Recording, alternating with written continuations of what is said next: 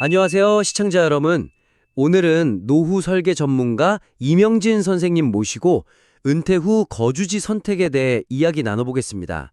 선생님, 은퇴하면 어디서 살아야 할지 이게 참 큰 고민인데요. 노후 거주지를 고를 때 가장 먼저 뭘 생각해야 할까요? 네, 이게 정말 중요한 문제죠. 은퇴 후에 어디서 살지 정할 때 가장 중요한 첫걸음은요, 역시 본인의 경제적 능력.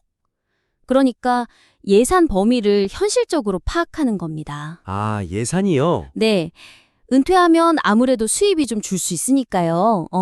현재 가진 자산이나 예산 연금 이런 걸 고려해서 내가 감당할 수 있는 주거 비용 한도를 명확히 정해야 해요. 이게 먼저 된 다음에 다른 걸 봐야 하는데요. 네. 다음으로 중요한 건 건강 상태를 고려한 의료시설 접근성입니다. 혹시 모를 응급 상황에 빨리 갈 수 있는 종합병원, 특히 대학병원급 시설이 가까이 있나, 이거 꼭 확인해야 하고요. 아, 병원 정말 중요하죠. 그렇죠. 그리고 이제 개인적으로 어떤 생활을 좋아하느냐, 이것도 중요해요. 조용하게 자연 속에서 살고 싶으신지 아니면 좀 편의시설 많은 도시 생활을 원하시는지 네네. 그거에 따라 선택이 달라지겠죠. 기존에 살던 곳이나 자녀들 사는 곳하고 가까운지도 무시 못하고요. 마지막으로는 지역별 생활비 수준, 그러니까 물가도 좀 꼼꼼히 봐야 합니다. 집값 말고도 식비나 공과금 같은 거 다 포함해서요. 그래야 안정적인 생활이 가능하겠죠. 그렇군요. 자연 환경 좋은 곳을 선호하시는 분들이 참 많은 것 같아요. 그런 분들께는 혹시 추천할 만한 지역이 있을까요? 아, 네. 자연 친화적인 환경. 이거 중요하게 보시는 분들 많죠? 몇 군데 추천해 드릴 만한 곳이 있습니다.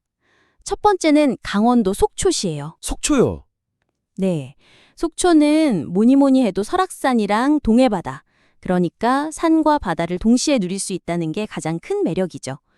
공기도 맑고 또 신선한 해산물도 풍부하고요. 아, 먹거리도 좋겠네요. 그렇죠. 그리고 특히 서울 양양 고속도로가 생기면서 수도권 접근성이 아주 좋아졌어요. 한 2시간이면 가니까. 자연을 즐기면서도 너무 외딴 곳은 싫다 하시는 분들한테 좋은 선택지가 되고 있습니다. 네. 다음은 전라남도 여수시입니다. 여수 밤바다? 아하, 네. 여수는 일단 겨울에도 날씨가 비교적 따뜻하고요. 그리고 다른 지역보다 생활비나 물가가 좀 저렴한 편이에요. 이게 장점이죠. 경제적인 부담 좀 덜면서 온화한 환경에서 또 남해안 해산물 싱싱한 거 즐기고 싶다 하시면 고려해 볼 만합니다. 의료시설도 잘 되어 있고요. 여수도 매력 있네요. 마지막으로는 제주특별자치도 서귀포시를 들 수 있겠네요. 아, 제주도. 네, 서귀포는 아름다운 자연경관이야 말할 것도 없고요. 따뜻하고 깨끗한 환경이 특징이죠. 예전에는 좀 불편하다는 얘기가 있었는데 요즘에는 의료시설이나 생활 편의시설도 상당히 좋아졌어요. 레저나 문화활동 할 거리도 풍부하고요. 이 세 곳이 각기 다른 매력을 가진 자연 친화적인 도시라고 할 수 있겠습니다. 제주도가 노후에 살기 좋은 곳으로 자주 꼽히던데요. 매경 이코노미 살몬 같은 데서도 1위 했다고 하고요. 근데 실제 제주 생활의 장점, 또 현실적인 어려움은 뭘까요? 네, 맞아요. 제주도가 참 매력적인 곳이긴 한데 장점과 단점을 명확히 알고 가셔야 합니다. 가장 큰 장점은 역시 뭐니 해도 천혜의 자연환경이죠. 그렇죠. 그냥 집 근처에 바다가 있고 오름이 있고 이런 자연을 일상에서 쉽게 만날 수 있다는 거, 그리고 서울에서 비행기로 1시간이면 간다는 접근성도 큰 장점이고요. 예전에는 또 교통 체중도 덜하고 좀 이국적인 풍경에서 여유롭게 살 수 있다는 점도 매력이었죠. 근데 단점도 있다고요? 네, 단점도 뚜렷합니다. 이게 최근 몇 년 사이에 관광객하고 차가 정말 많이 늘었어요. 그래서 예전에 생각하던 그런 조용하고 한적한 분위기, 이걸 기대하긴 좀 어려워졌습니다. 옛날 제주가 아니다, 이런 말도 나오고요. 아, 그리고 골프장이 많다 보니까 거기서 쓰는 농약 때문에 수질 오염 걱정도 좀 있고요. 집값 상승률도 이건 전국 최고 수준입니다. 특히 제주시나 서귀포시 중심가는 주거비 부담이 상당히 커요. 집값이 많이 올랐군요. 네. 그리고 제주도가 이미 65세 이상 인구 비율이 높은 고령 사회에 들어섰는데 막상 어르신들이 할 만한 일자리가 좀 부족하다는 것도 현실적인 문제고요.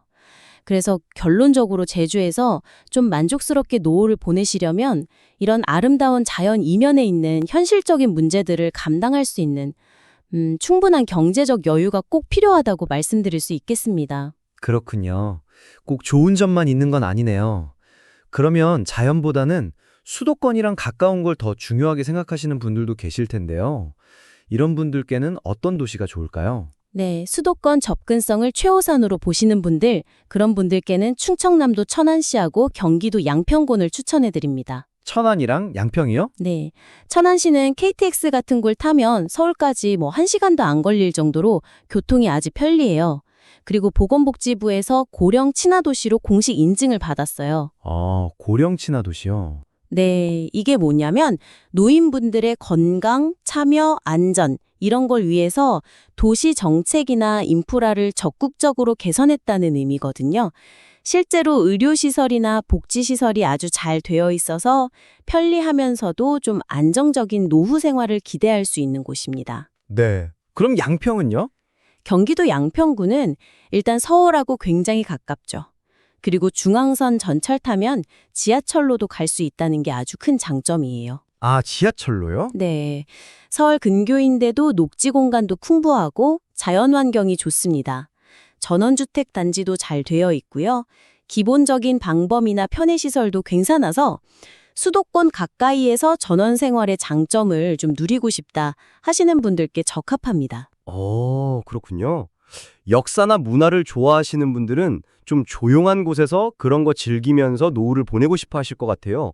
이런 분들께는 어디를 추천하시겠어요? 네, 역사와 문화를 가까이 하면서 좀 차분한 노후를 원하신다. 그러면 경상북도 경주시하고 전라북도 전주시가 좋은 선택이 될 수 있습니다. 경주와 전주. 네, 경주시는 신라 천년의 고도답게 도시 전체가 박물관이라고 할 만큼 역사 유적이나 문화 자원이 정말 풍부하죠. 그래서 노후에도 꾸준히 수준 높은 문화생활을 즐길 수 있다는 게 가장 큰 장점이고요. 또 다른 대도시에 비해서는 생활비가 저렴한 편이고 비교적 조용하고 안정적인 주거 환경을 가지고 있습니다.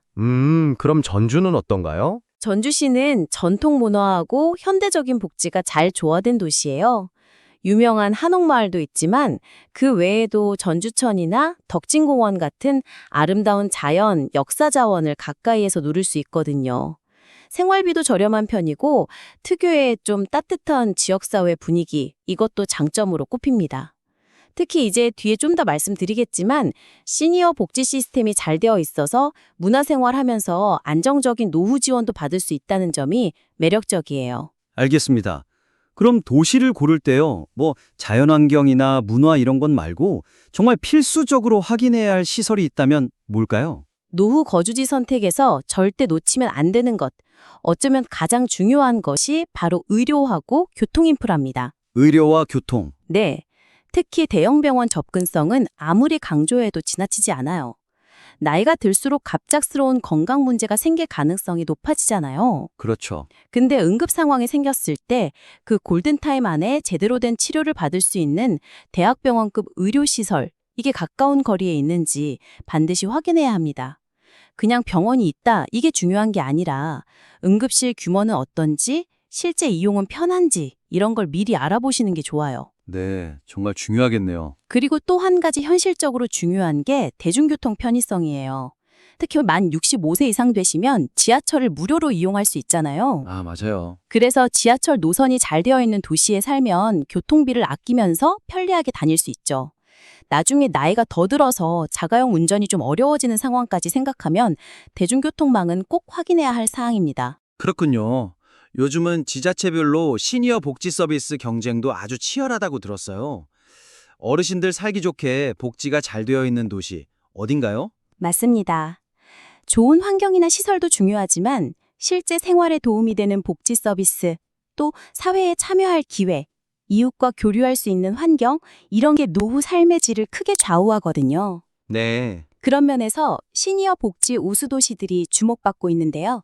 대표적인 세 곳을 말씀드릴게요. 첫째는 역시 서울특별시입니다. 아, 서울이요? 네. 서울은 전국에서 노인 관련 복지관이나 시설이 가장 많아요. 거의 모든 구에 구립복지관이 있어서 집 근처에서 운동, 교양, 디지털 교육, 건강관리까지 정말 다양한 프로그램을 저렴하게 이용할 수 있거든요. 네네. 만 65세 이상이면 시내버스도 무료로 탈 수 있고요. 이것도 실질적인 도움이 되죠. 최근에는 또 비대면 건강관리나 스마트 기기 활용 교육 같은 걸 강화해서 어르신들 디지털 격차 해소에도 힘쓰고 있고요. 최고 수준의 대학병원 접근성은 물론이고 풍부한 문화 프로그램, 공공임대주택, 돌봄 서비스까지 종합적인 지원 체계가 아주 잘 되어 있습니다. 와, 서울이 역시 인프라가 좋군요. 그렇죠. 두 번째는 대전광역시입니다. 대전이요? 네. 대전은 효도시를 내세우면서 노인복지 예산 비율이 높은 편이에요. 특히 집에서 건강관리나 돌봄을 받을 수 있게 지원하는 통합돌봄 선도 사업을 좀 앞서서 시행하고 있고요. 전국에서 유일하게 효문화진흥원이라는 곳을 운영해서 시니어 맞춤형 문화 콘텐츠도 제공하고요. 편리한 교통 시스템, 활성화된 노인 일자리, 치매 안심센터 운영 등 건강과 사회 참여, 정신건강까지 좀 아우르는 실속 있는 복지를 제공합니다. 효도시 인상적이네요. 네, 세 번째는 아까 잠깐 언급했던 전주시입니다. 아, 네, 전주. 전주는 100세 시대 복지 도시라는 슬로건을 가지고 있어요. 시니어들의 사회 참여나 건강 증진을 지원하는 전주 50플러스 센터가 중심 역할을 하고요. 여기서 재능 기부나 일자리 연계, 평생교육 기회도 제공하고 한옥마을 같은 지역 자원을 활용한 문화 여가 활동 지원, 또 찾아가는 복지 상담이나 마을 간호사 제도 같은 지역 밀착형 서비스를 강화하고 있습니다. 비교적 저렴한 생활비와 접근성 높은 행정 서비스도 장점이고요. 이 세 도시가 각기 다른 강점을 가지고 시니어 복지를 선도하고 있다고 볼 수 있습니다. 와, 정말 다양하네요. 복지도 중요한 고려사항이군요. 근데 많은 분들이 은퇴 후에 전원주택 생활을 꿈꾸는데요. 여기에 혹시 함정 같은 건 없을까요? 좀 조심해야 할 부분이라든지. 아, 전원주택. 로망이죠. 근데 이게 분명 로망은 있지만 현실적인 어려움이 정말 많아서 아주 신중하게 접근해야 합니다. 어떤 어려움이 있을까요? 가장 큰 함정은 역시 자금 문제입니다. 은퇴 후에 수입이 좀 불확실한 상황에서 가진 노후 자금 거의 전부를 집 사거나 짓는 데 다 써버리는 거, 이건 정말 위험해요. 아, 노후에는 또 예상치 못한 지출이 생길 수 있거든요. 그래서 안정적인 현금 흐름을 유지하는 게 무엇보다 중요합니다. 집은 그 다음에 여유 자금으로 해결해야 할 문제예요. 현금 흐름이 중요하다. 네. 그리고 또 한 가지 정말 중요한 점. 만약 지금 서울이나 수도권에 집을 가지고 계시다면 그 집을 팔고 지방으로 내려가는 걸 심각하게 고민해 보셔야 한다는 겁니다. 서울 집을 팔지 말라는 건가요? 그렇죠. 앞으로 한국은 인구 감소, 특히 지방의 인구 소멸이 더 빨라질 가능성이 높아요. 그렇게 되면 결국 의료, 문화, 편의시설 같은 모든 인프라가 집중된 수도권으로 사람들이 다시 몰릴 수밖에 없거든요. 아, 그럼 지금 서울집을 팔고 지방에 갔다가 나중에 건강 문제나 다른 이유로 다시 서울로 오고 싶을 때 집값 차이 때문에 돌아오지 못하는 상황이 생길 수 있어요. 와, 그럴 수도 있겠네요. 그래서 많은 전문가들이 서울집은 팔지 말고 차라리 전세를 주고 이주하는 방안을 권합니다. 언제든 돌아올 수 있는 기반에 남겨두는 게 현명한 선택일 수 있다는 거죠. 아, 전세를 주고 가는 방법도 있군요. 네. 그러면요, 아예 시골에 땅을 사서 직접 집을 짓는 건 어떤가요? 이것도 많은 분들의 로망 중 하나인데요. 아, 개인적으로 시골에 땅 사서 직접 집 짓는 거, 이건 절대 추천하지 않습니다. 절대요? 왜죠? 자칫 잘못하면 정말 노후 파산의 지름길이 될 수도 있어요. 몇 가지 현실적인 이유가 있습니다.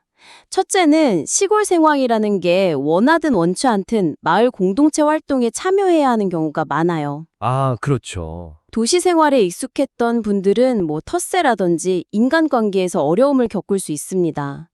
둘째는 아까도 강조했지만 병원 접근성이 너무 떨어져요.